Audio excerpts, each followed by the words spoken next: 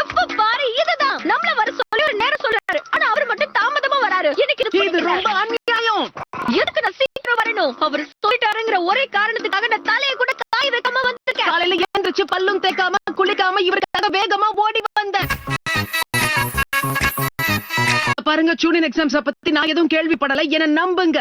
கண்டிப்பா நான் உன்னை நம்புறேன். உனக்கு எதுவும் தெரியாதுன்னு எனக்கு தெரியுது.